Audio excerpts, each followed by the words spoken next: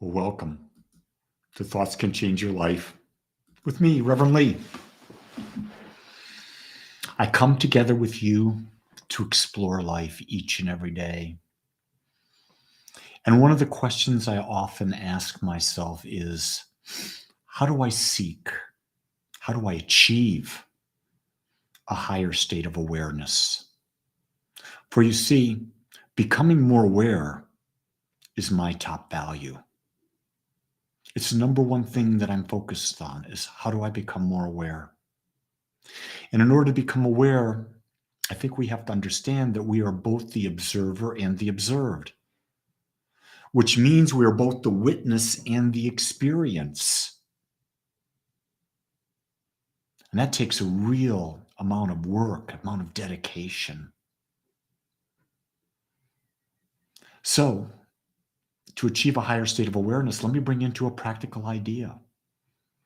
Yesterday, I bought tickets 3 years ago to see Roger Waters at the American Airlines Center. For those of you who don't know, Roger Waters is the founder of the group Pink Floyd. And I happen to love the music of Pink Floyd. Love it. Love it, love it, love it. And I took my friend Charles. Gene didn't want to go. Gene didn't resonate with Roger. And so we went last night. And it was probably the most unique setup, stage, audio, visual, unique, extremely unique, so professional, the graphics so professional, the music so professional. The message that was given was highly political. In the very beginning, there were words saying, if you came to hear the music of Pink Floyd and you don't want to hear the political opinions of Roger, just go F off. I said, whoa, I guess he's really into it. And then as the music went on and the way he put it together, it was dark. It was a very dark energy. And I've just come off a 7-day retreat with Dr. Joe Dispenza going into deep meditation. And I asked myself this question, is this serving me? Because I was observing my energy. I was observing the energy out there. I was experiencing it at the same time. And the observer in me looked at Charles and said, let's leave. And we left. And I really have come to the understanding that we have to be really, really, really aware as we make choices about what serves our highest expression. One of the things that's happened for me as well as a minister, I realized that the old format doesn't work anymore. So I'm changing it. On November 13th, I'll be changing that at my live service here in Dallas. I'm going into the experiential more. I'm taking people into the unknown. Joe would say into the quantum. I like the unknown better. I like into the infinite universe better. And we all find our way to do that. And, I've mentioned this to a couple people and they said, well, what if people leave because they don't like the new format? And I said, they leave. And when they do, it opens the door for others. Doesn't mean they'll leave, but here's the key thing. You cannot focus on lack. I don't care what it is in the universe that you're looking at, whether it's money, it's people, whatever. You can't focus on lack. You have to come from a higher state of awareness. So think about this. If you're in a relationship and that relationship is a toxic relationship and you just keep staying in it, are you really observing it? Are you separating yourself into the observer and the observed? And then you've got to ask the question, You've really got to ask the question, what's the benefit of being in this relationship? Is it truly serving me? Or is it holding me back from being my highest expression of love? And this doesn't just mean a life partner. It means children. It means parents. It means friends. It means work associates. It means everything. A higher state of awareness.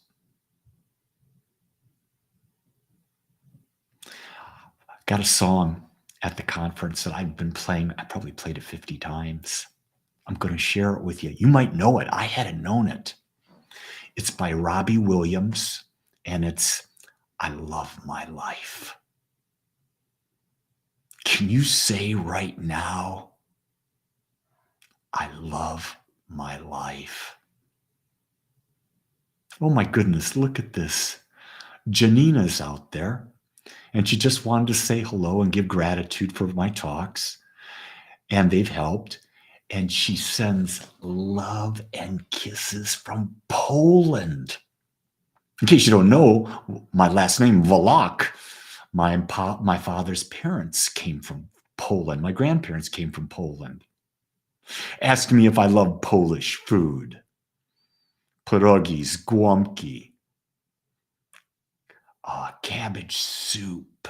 Oh, just eat that stuff up. Kapusta. Oh my God. Janina, see what you just did to me? You put me on a fantasy land. Love it. And you see, that's what I mean. Higher state of awareness. Are you focusing on what gives you great joy? I was sitting with a woman at the retreat at lunch. Never met her. Sat down because I wanted to meet a lot of people. So I sat down with her, asked her name. She said, my name's Alex. Alexandria, but she goes by Alex. And I said, so where are you from? Because I detected a little X. She says, I'm from Italy. And I said, oh, my mom came from Sicily. And then you know what I did? I asked her, what was her favorite food? Ooh, and she thought about it, and she thought about it, and she thought about it. And she said, tiramisu. And I said, that was my mother's favorite too. And I told her the story. And I want to share the story with you. My mother died in 2011. My mother consciously chose to die in 2011. My mother had been battling. No, I'm not going to say that. My mother had been living with cancer for 25 years. She never treated it. She just didn't believe that she wanted to go through what she witnessed as a nurse when people were battling cancer. So what my mother did for 25 years is she moved to Maui, had a small home, had a beautiful yard, and she worked in her yard half a day. The second half of the day, my mom would read fiction, go off into Fantasyland. What is that? It's meditation, weren't both those activities meditation? She took her mind off the disease. So she didn't die in a year like the doctors predicted. She lived 25 years. And then one day, mom was working in the yard, pulling this great big trash container with all of these trimmings, and she fell. And she shattered 2 vertebrae in her back. And the doctor said to her, you're going to be in this pain the rest of your life. There's nothing we can do about it. That's when my mom called me and said, Lee, I want to leave the planet. Is there anything about assisted suicide you can figure out for me? This is my mom. Broke my heart to hear that. I said, Mom, we can fix this. She says, don't you dare. She said, don't you dare. It's time for me to leave my body. So I went out there and I couldn't find anything that was available to her at that time. And I said, the only thing I found was this one organization said, if a person wants to die, they just stop eating and 3 weeks later, they'll be gone. I told my mom that day she stopped eating. I flew out there the next day. I was with my mom the entire time of her going through her transition. And on the day before my mom died, I had this feeling inside. I wanted to do something for her. I wanted to show her love. I didn't know what to do. I got in the car and I just started driving. Beautiful ocean, mountains, just the most beautiful thing in the world. And there, as I drove about a mile away from my parents' home, was this little shop, and it was gelato. I pulled in, went inside.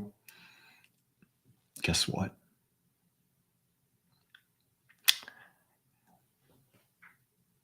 They had tiramisu gelato. And I ordered the smallest little container, teeny tiny container. And they gave me this teeny tiny plastic spoon. I immediately went home, went into my mother's room. She was barely conscious. And I said, Mom, I got you some gelato. And she shook her head. I can't do the look. It's my mother's Sicilian look. That Polish in me right now, Janine, is not letting me be truly all Italian. She shook her head. And then I said, Mom, it's tiramisu gelato. And she got a little grin. So I took this teeny tiny little spoon. I took a little bit because she hasn't eaten or drank anything in 3 weeks. I put it to her lips and she took it in and you could see her. I took another one, put it in, and one more, 3. I went to the 4th and she went.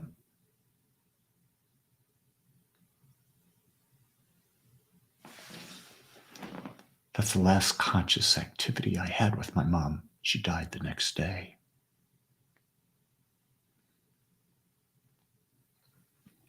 I sit here in front of you as both the observer